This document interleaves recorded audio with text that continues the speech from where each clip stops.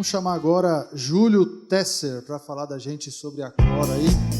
Vice-presidente da Cor para a América Latina, Júlio Tesser.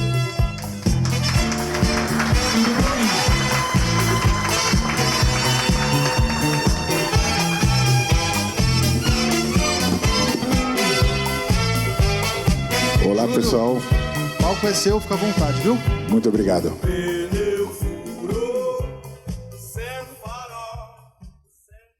Tudo bem aí, pessoal? Boa tarde. Hanali, temos uma apresentação? Temos, né? Pô. Bom, pessoal, a apresentação da Cor, como padrão, ela fala muito de produto e solução, mas eu não vou me prender a isso. Eu conversei bastante essa semana com o Estevão e a nossa ideia é começar a trazer para todo produto e toda oferta que a Cor fala aqui, um pouquinho mais desse conceito de como a IA vai transformar a entrega da conectividade e principalmente como isso tem ajudado a nossa operação e com a nossa operação. O Felipe falou uma coisa que me chamou a atenção, né? Muito do que a gente está desenvolvendo de IA começou com demandas da própria Cor e para resolver problemas da Cor, e isso acaba se tornando algo maduro e suportando mais o nosso cliente, né?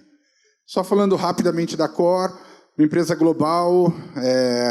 Em 2021 a gente se tornou uma empresa pública. Nós temos clientes hoje em mais de 190 países.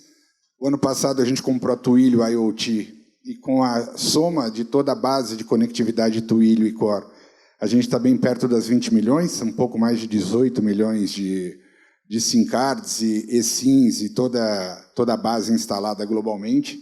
Nossa operação é muito forte nos Estados Unidos, onde fica a matriz. A gente tem uma participação também interessante na Europa, né?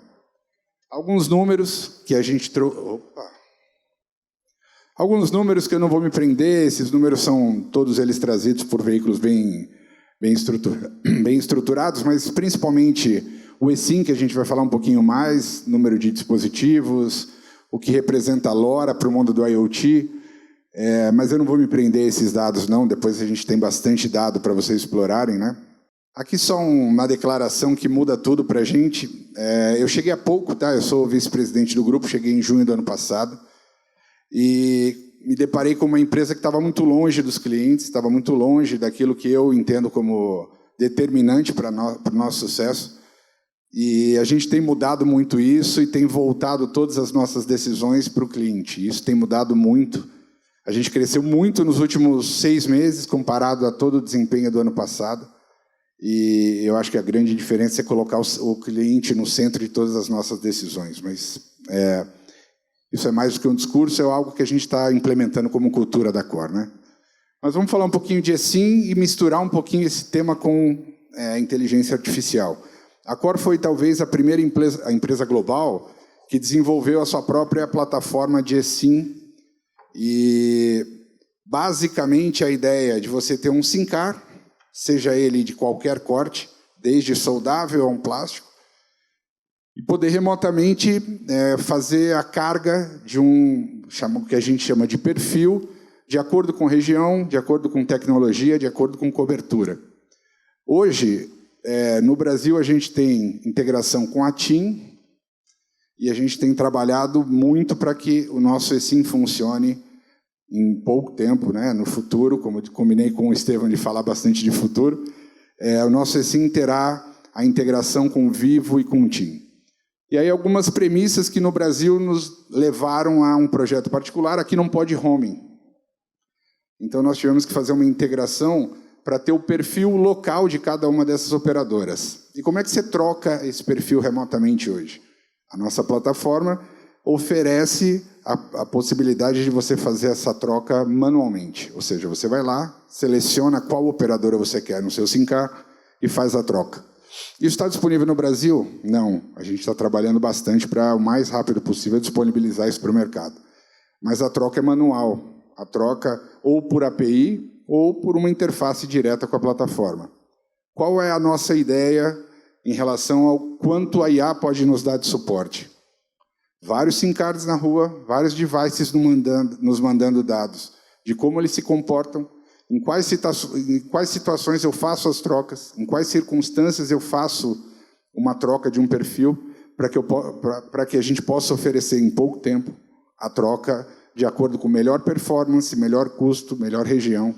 Isso se torne algo muito mais adequado a cada cliente de maneira personalizada, sem que ele tenha que fazer a troca manual.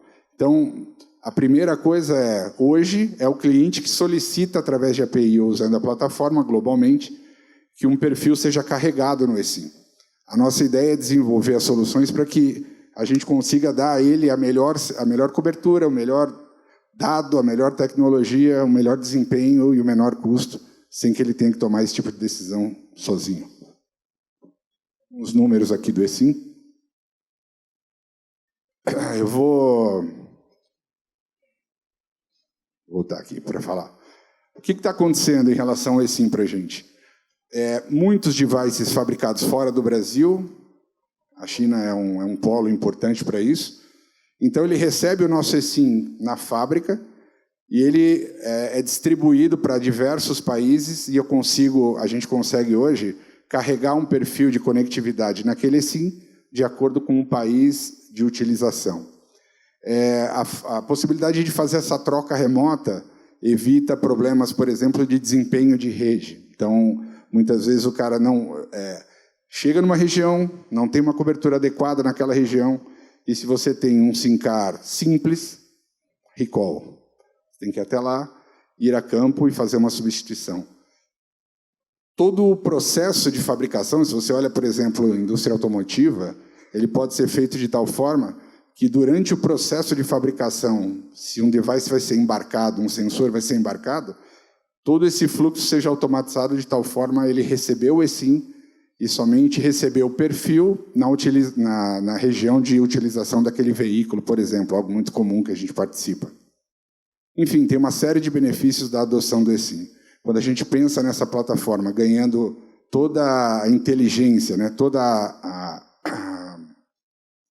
o conhecimento que a inteligência artificial vai somar a esse processo, aí você passa a ter esse tipo de estudo que eu acabei de dizer, de melhor desempenho, menor custo, melhor plano, melhor região para cada perfil, e você agrega bastante valor ao cliente lá na ponta, né? Um outro produto da Core, que eu não vou ficar explicando o produto, mas vou falar um pouquinho do que se trata, é o Super SIM. E aí, basicamente, o conceito, no final das contas, é muito parecido, mas ele não demanda que os devices sejam compatíveis com o protocolo eSIM. Então, devices mais simples, basicamente uma solução multi-IMSI e multicobertura. Globalmente, esse produto ele tem como conceito o roaming em mais de 400 operadoras. No Brasil, o roaming não é permitido, e o que a gente teve que fazer? A gente teve que integrar TIM e Vivo às nossas plataformas, e a gente está lançando um produto que nunca está em roaming. Ele oferece 2 redes, ou Vivo ou TIM. Quando ele oferece ambas, eu tenho 2 perfis ativos e eu sano problemas de cobertura e desempenho da conectividade usando sempre 2 perfis locais. IMSI local, número local, nunca em roaming. E aí talvez seja, de fato, a primeira vez que uma empresa de conectividade vai conseguir oferecer um SIM card único, 2 coberturas pelo menos, nunca em roaming, 100% compliance com a Anatel. Aonde a IA se aplica? É o mesmo conceito. Hoje a troca ela vai acontecer naturalmente por API ou manualmente na nossa plataforma. O cliente pode fazer o swap quando sentir a necessidade, quando quiser trocar a operadora ou quando não houver cobertura. Detalhe, eu não preciso estar online em uma para trocar a outra. Isso tudo é solução de provisionamento. Então, mesmo em área de sombra, eu consigo fazer a substituição de uma operadora para outra. Com IA, eu posso propor, com bastante machine learning, com um aprendizado de comportamento das trocas, como acontecem, por que acontecem, eu posso proporcionar isso diretamente para o cliente sem que ele tenha que interceder, né? Vamos falar um pouquinho de LoRa. E também não vou ficar falando da rede LoRa, mas como uma terceira linha de negócio, a Core é um distribuidor LoRa, e no Brasil a gente trabalha com a rede pública da American Tower, mas a gente tem a nossa própria solução de plataforma, nosso LP Hub, que é uma parceria Core e GCP, que foi bastante privilegiada nesse último evento que a gente falou em comum, né? E o que acontece? O LP Hub é uma plataforma de gestão da conectividade LoRa que permite que eu tenha o meu próprio LNS, né? Ou seja, a minha estrutura de rede não depende da rede pública, eu posso ter redes privadas e redes públicas, e ela é talvez a única solução que permita que um device opere nas duas redes. Então, não necessariamente só na rede privada, não necessariamente só na rede pública. Isso nos permite uma ampliação de cobertura até maior do que a rede pública oferecida pela American Tower, porque eu consigo somar a capacidade das duas redes e gerenciar isso no LP Hub. Quando eu somo a capacidade de IA, eu consigo dizer aonde é melhor e mais barato ele operar na rede pública ou fazer o switch para a rede privada. E eu consigo também otimizar como melhorar a cobertura subindo um gateway, 2, 5. Eu consigo dimensionar quanto de investimento eu preciso para uma rede privada, somado à condição de cobertura da rede pública já oferecida. Estamos falando aqui de sensores LoRa, devices LoRa, que combinados entre rede pública e privada, tendem a ter um desempenho melhor, com um custo bastante adequado, né? Não vou ficar passando por casos de uso, todos já conhecem bastante a rede, mas eu acho que o grande ponto de relevância no discurso da Core é a plataforma da Core talvez seja a única solução que permita que você combine cobertura de rede LoRa pública, cobertura de rede LoRa privada. A gente vai falar amanhã com um pouco mais de calma da nossa solução de saúde conectada, que é uma solução global, também roda no Google. O que eu trouxe aqui é só um primeiro slide para falar que a gente desenvolveu uma solução fim a fim. Então, a gente tem vários sensores compatíveis, tem os gateways desenvolvidos pela Core, que também podem ser utilizados em formato de um app no mobile. Claro, a nossa conectividade, que é o nosso produto principal. A gestão de dispositivos no formato MDM, e aí a gente chega lá na ponta do aplicativo ao cliente. Essa é uma suíte de soluções oferecida pela Core fim a fim, e essa tem bastante conteúdo de IA embarcado, mas amanhã a gente vai falar com um pouquinho mais de cuidado e calma a esse respeito, né? E aqui é algo mais genérico sobre todos os processos que você pode melhorar utilizando a junção da inteligência artificial com IoT. Eu vou me prender um pouco mais nos insights preditivos e falar um pouco do que a gente está fazendo para a rede, né?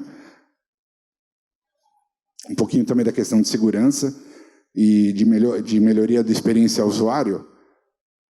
E aí eu vou explorar um pouco esse caso de uso, que é um caso de uso próprio da Core.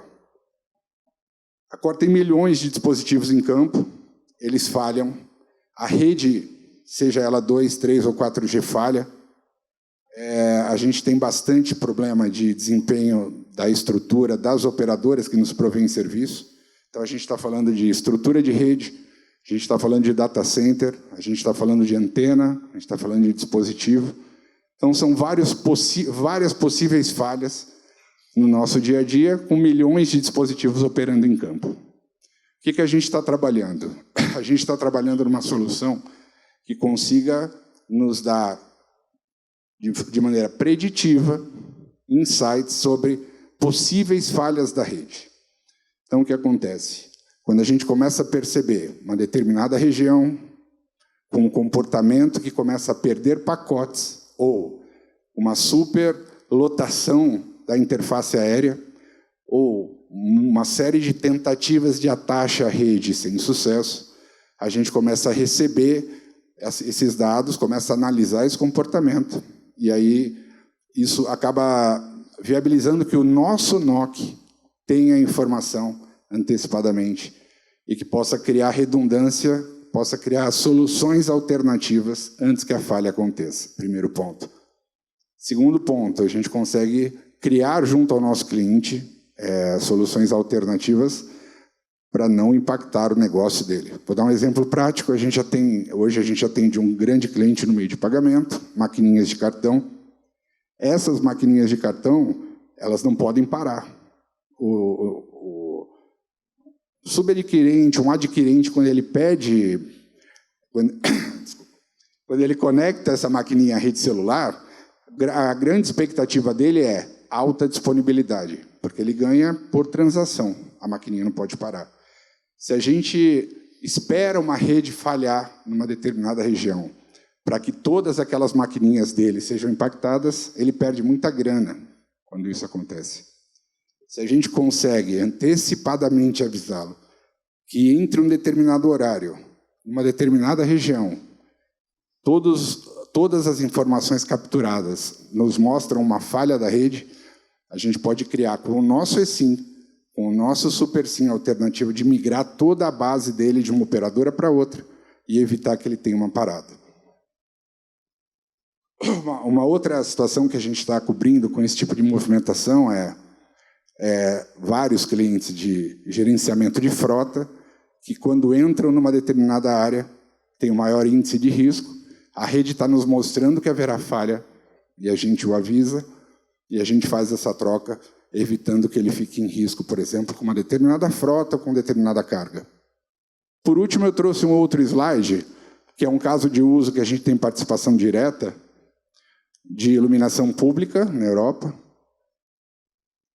E aí, eu acho que é um tipo de caso bem explorado por vocês, já conhecido por vocês, porque lá, dependendo do volume de tráfego, iluminação, volume de veículos, volume de pessoas andando, toda a iluminação da cidade é controlada de tal forma que ela tem as variações e adequações a essas variáveis. Significa mais gente, mais luz, mais veículos, muitas vezes menos iluminação, controlando o gasto, controlando o consumo e trazendo maior qualidade de vida e menor consumo para a cidade. Então, é um caso de uso bem interessante. Uso híbrido, tem celular NB-IoT, tem LoRa aplicado e tem inteligência artificial por trás. Pessoal, era isso. Passei rápido assim pelos slides para não me prender a produto. Se tiverem alguma dúvida, algum comentário. Bater palma aqui. Júlio.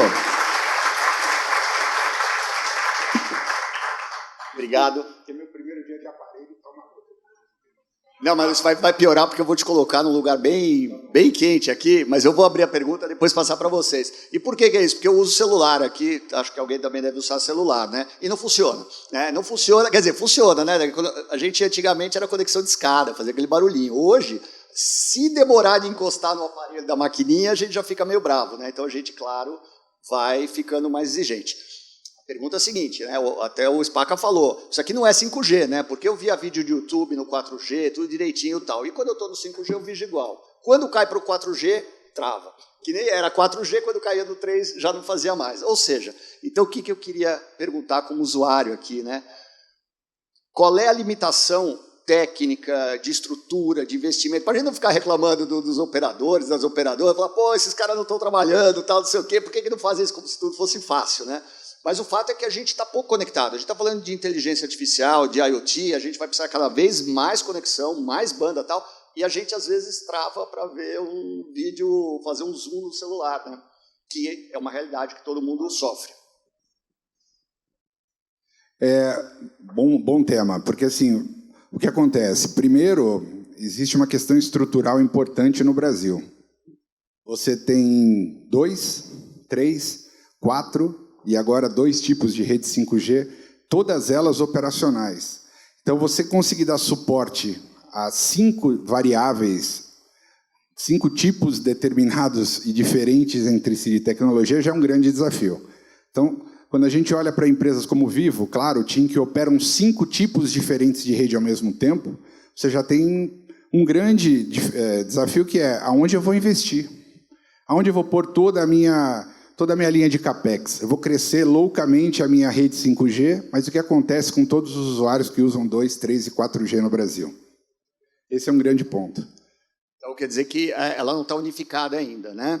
Mas a gente vê essa unificação, o Paulo também falou do 6G, né, que já está aqui na ponta. Vai acontecer isso, e é claro que é difícil, né, porque você tem no interior, a gente, por exemplo, usa a telemetria, tem 2G ainda, né, o GSM, né, e não dá para tirar, porque lá é GSM, você vai trafegar pouco dado. Quando que vai melhorar? Essa é a pergunta. Quando é que a gente vai pegar o celular aqui, a inteligência artificial vai fazer tudo aquilo lá, vai saber se você está na Europa, se você está na Ásia, Quando é que vai acontecer isso aqui? Ano que Não, vem?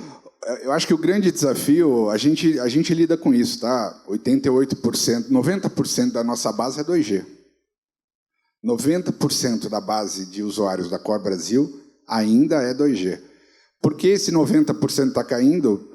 Porque agora a gente começa a ver uma massificação na adoção de dispositivos 4G. Então, você começa a ver neste momento uma massificação. Isso significa que a rede 2G vai ser desligada daqui a 6 meses? Não significa, porque o legado é muito grande. Então, te respondendo, isso vai acontecer? Vai acontecer. Com uma grande diferença, por exemplo, do mercado americano. O mercado americano, ele datou cada uma das tecnologias e as operadoras subsidiaram a troca do hardware.